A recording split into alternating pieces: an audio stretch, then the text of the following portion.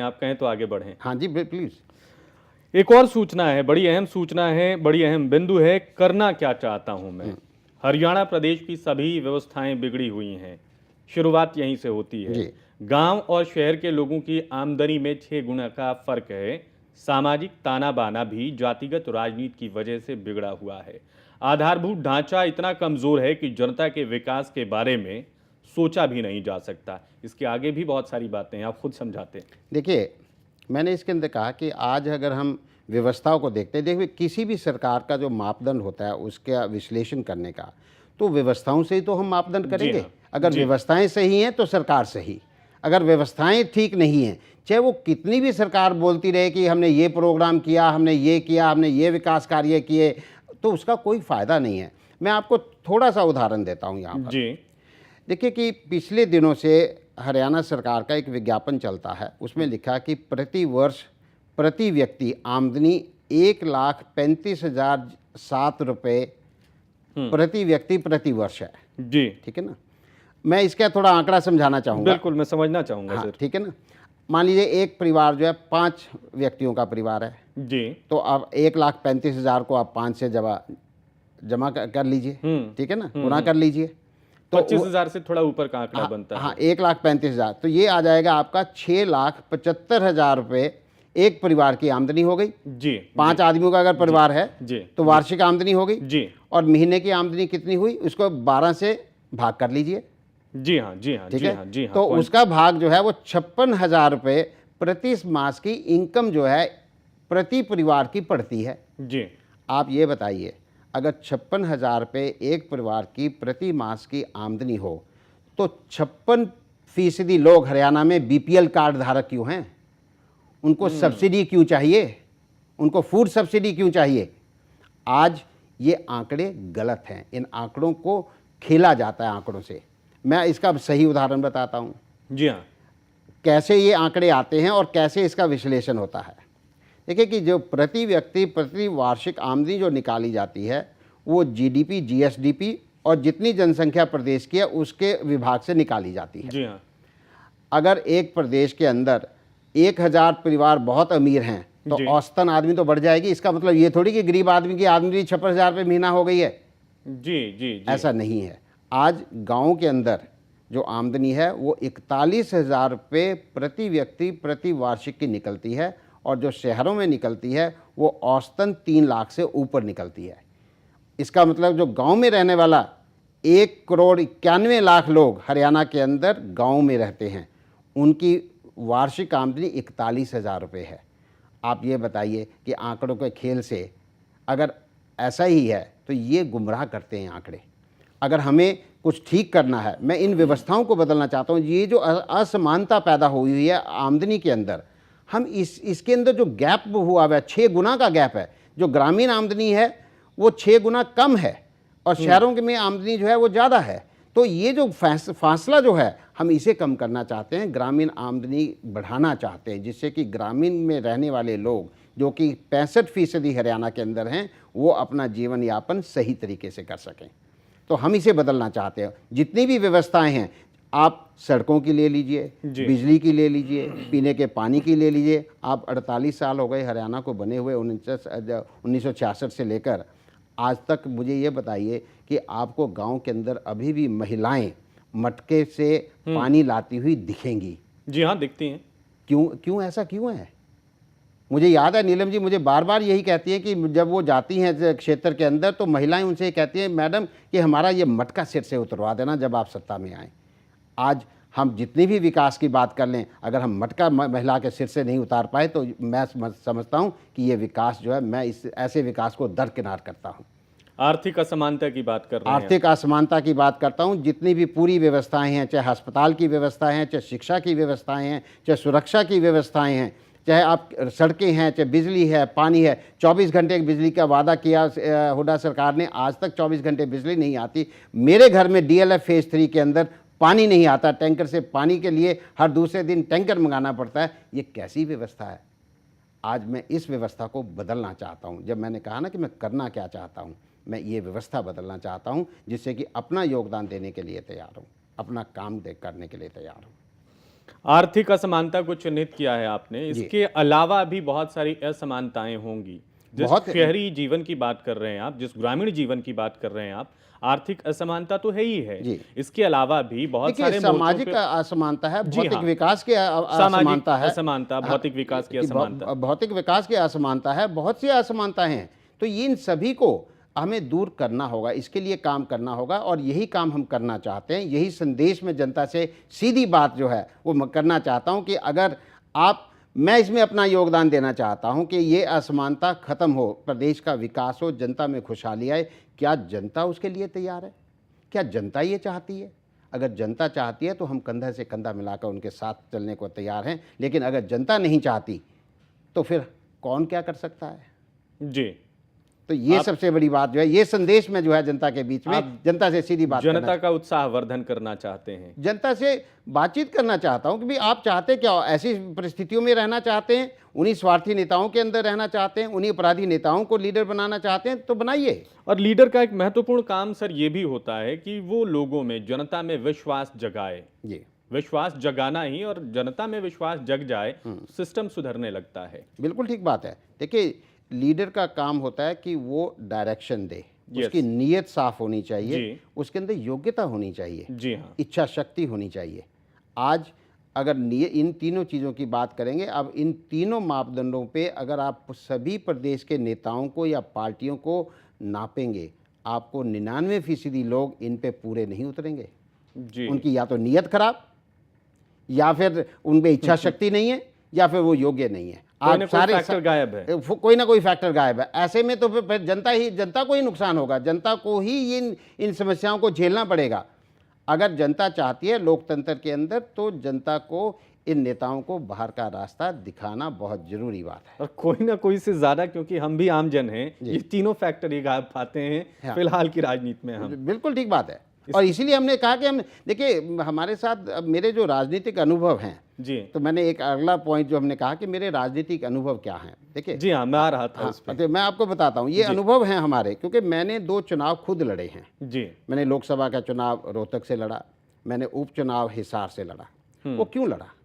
क्योंकि मैं ये जानना चाहता हूँ कि ग्राउंड पे, जमीनी स्तर पे होता क्या है, जी, राजनीतिक अनुभव क्या हैं, और उन राजनीतिक अनुभव में आपसे शेयर करना चाहता हूँ कि कैसे ये राजनीतिक तंत्र चलता है, कैसे कार्यकर्ता काम करते हैं, कैसे स्वार्थी कार्यकर्ता, स्वार्थी नेता, कैसे जनता को गुमराह किया जाता है, कैसे झूठे वादे किए जाते हैं जो कि बाद में पूरे नहीं हो सकते, और कैसे अयोग्य लोग जो हैं किस किस्म की चालें चलते हैं, मतलब कि पूरा खेल कैसे बिगड़ता है, किस तरह से वोटें, फर्जी वोटिंग होती है, किस तरह से वोटिंग खरीदी जाती हैं, ये हमने देखा है, होते हुए देखा है। क्योंकि यहाँ पर राजनीति को एक ऐसा समझ लीजिए कि व्यापार बनाया हुआ है कि इसके अंदर इन्वेस्ट कीजिए और उसके बाद आप कमाई कीजिए। टिकटों का सौदा होता है राजनीतिक दलों के अंदर, मतलब कि एक दल से दूसरे दल के अंदर जाया जाता है स्वार्थ पूरे करने के लिए।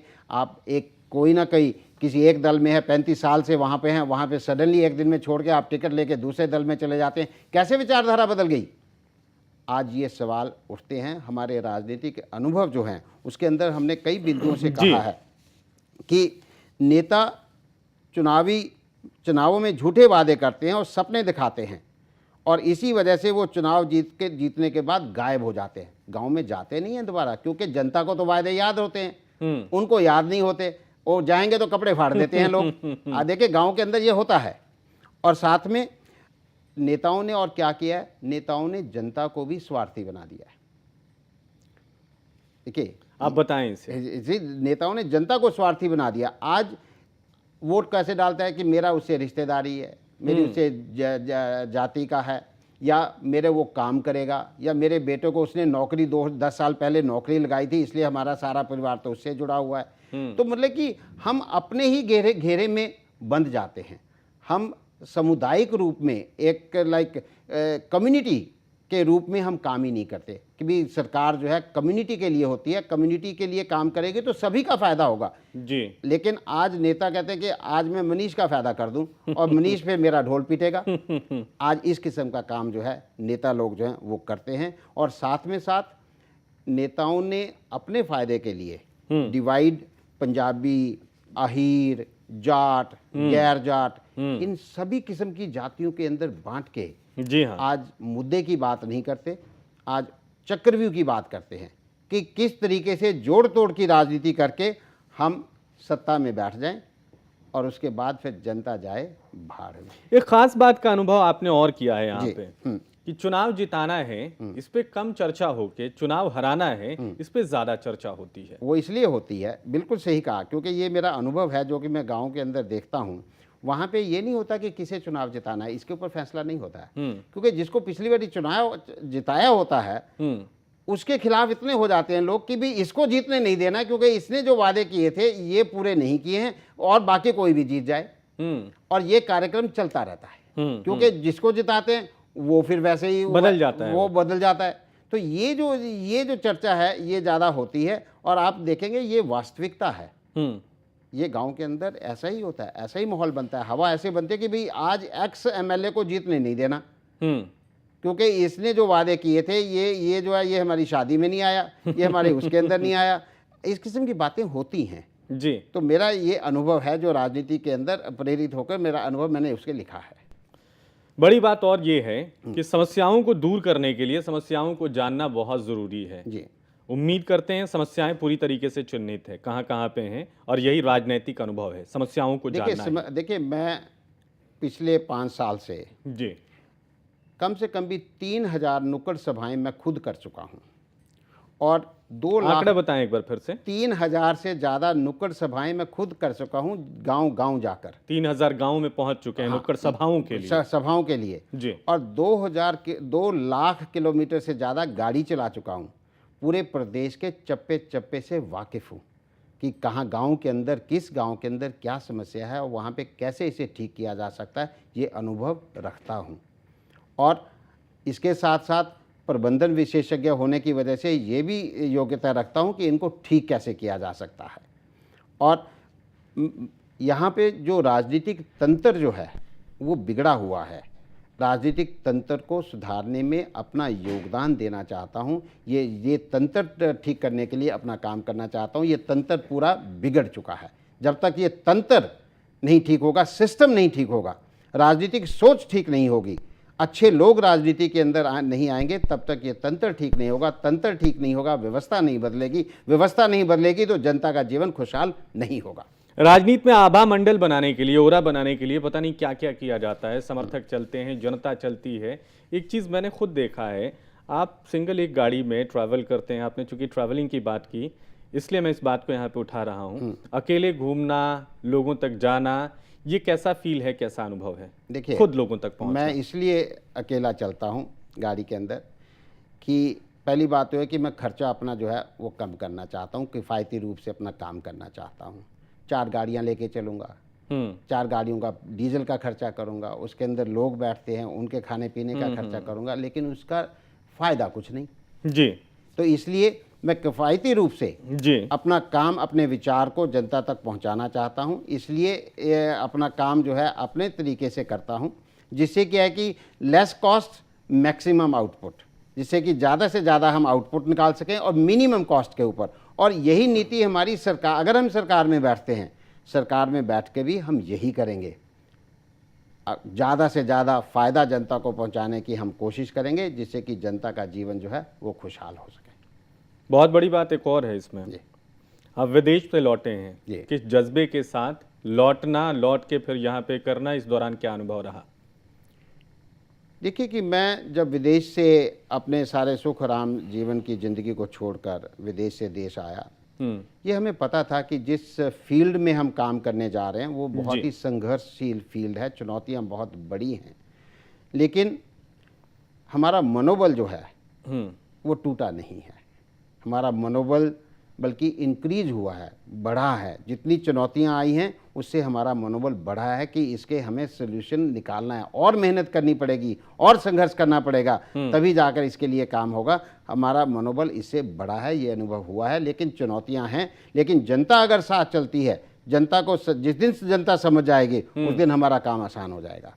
उस दिन अपने आप जो है काम आसान होता चला जाएगा और जनता के आने से, और देखिए अपने आप जो है वो चीज़ें जो है फिट होती चली जाएंगी। चलिए आगे बढ़ते हैं। कुछ और मुद्दे हैं जिस पे आपसे हमें बातचीत करनी है। जी जनता यहाँ पे प्रमुख है, जनता को लेकर ही सारी बातचीत हो रही है। जी आप लोगों के बीच जा रहे हैं, 3000 से ज्यादा नुक्कड़ सभाएं की हैं। जी। कुछ उद्देश्य जरूर होंगे आपके, बिल्कुल। और उस बाबत यहाँ पे हम पॉइंट भी देख रहे हैं। मैं और समस्त भारतीय पार्टी एक ही सिक्के के दो पहलू हैं। हमारे 5 उद्देश्य हैं जिनकी पूर्ति के लिए हम काम करना चाहते हैं, लेकिन ये सत्ता में बैठे बगैर पूरे नहीं किए जा सकते। बिल्कुल ठीक बात है। देखिए, जब हम अपना काम कर रहे थे, जी सोच विचार कर रहे थे, हमने कहा कि हमारा क्या हम करना चाहते हैं। तो हमने 5 उद्देश्य बनाए जो कि मूलभूत उद्देश्य हैं। इन 5 उद्देश्यों के अंदर आप देखेंगे कि आप सारी की सारी कायनात जो है सिस्टम की, जी एडमिनिस्ट्रेशन की, इन 5 उद्देश्यों के अंदर भर सकते हैं, किसी ना किसी उद्देश्य के अंदर आ जाएगी। पहला उद्देश्य हमने कहा कि हम लोगों की आमदनी में बढ़ोतरी करेंगे। जी। इट मीन्स इकोनॉमिक अपलिफ्टमेंट, चाहे वो बेरोजगारी है, किसी भी तरीके, किसान है, मजदूर है, हम लोगों की आमदनी में बढ़ोतरी करेंगे। उसमें व्यापारी आ गया, किसान आ गया, बेरोजगार आ गया, सभी लोग इसके अंदर आ जाएंगे। जी हाँ। दूसरा हमने कहा कि हम हर समाज, हर धर्म, हर जाति, हर वर्ग के लोगों को उनका हक देंगे। जो मैंने शुरू में कहा था, इसमें मतलब कि हम इक्वेलिटी की बात कर रहे हैं, इक्वालिटी की बात कर रहे हैं, समानता जिसका जो की बात हक है, कर रहे हैं। जो अमीर है, अमीर को अमीर का हक मिलना चाहिए, गरीब है, गरीब को गरीब का हक मिलना चाहिए, जिसको सड़कें चाहिए उसको सड़कें मिलनी चाहिए, जिसको साइकिल चाहिए उसको साइकिल मिलनी चाहिए। तो मतलब कि सभी को, कोई वंचित ना हाँ, रहे। उसके बराबर का जो है, जो उसकी जरूरत है उसके हिसाब से उसको हक मिलना चाहिए। हमने कहा कि जरूरतमंद लोगों का हम सहारा बनेंगे। जरूरतमंद कौन है? विकलांग लोग हैं, बुढ़ापा पेंशन वाले लोग हैं, जो अपनी मदद खुद नहीं कर सकते। जी। हम उनका सहारा बनेंगे। आई थिंक उसके अंदर आप सारे लोग उसके अंदर आ जाएंगे, जिसको भी जरूरत है। हाँ, जरूरत हर किसी को है, जरूरत हर तबके जिसको भी को है। अब भाई किसी की शादी नहीं हुई है उसको जरूरत है, किसी महिला को अस्पताल में जाना है उसको जरूरत है। तो जो अपनी मदद खुद नहीं कर सकता, हम उसका जरूरतमंद लोगों का सहारा बनेंगे। हमने कहा कि हरियाणा के हर गांव, कस्बे, शहर को सक्षम, सुव्यवस्थित और सुविकसित बनाएंगे। इसका मतलब भौतिक विकास करेंगे, वहाँ का जो आधारभूत ढांचा है हम उसे ठीक करेंगे। और सरकार को सक्रिय रूप से, 5वां उद्देश्य जो है कि सरकार को सक्रिय रूप से चलाएंगे, जिससे रोज़मर्रा की समस्याओं का समाधान हो, चाहे वो बिजली है, पानी है, कानून व्यवस्था है, सड़कें हैं, जो भी कुछ है, महंगाई है, भ्रष्टाचार है, इनका समाधान करेंगे। ये हमारे 5 उद्देश्य हैं। हम इन उद्देश्यों की पूर्ति के लिए काम करने के लिए तैयार हैं। एक छोटा सा सवाल जो कि इस मुद्दे से थोड़ा अलग है, उसको भी चर्चा में शामिल करते चलते हैं। सोर्स ऑफ एनर्जी क्या है? देखिए, सोर्स ऑफ एनर्जी, मोटिवेशन, जो आपने कहा कि सोर्स ऑफ एनर्जी, आप में कहाँ ऊर्जा कहाँ से आती है?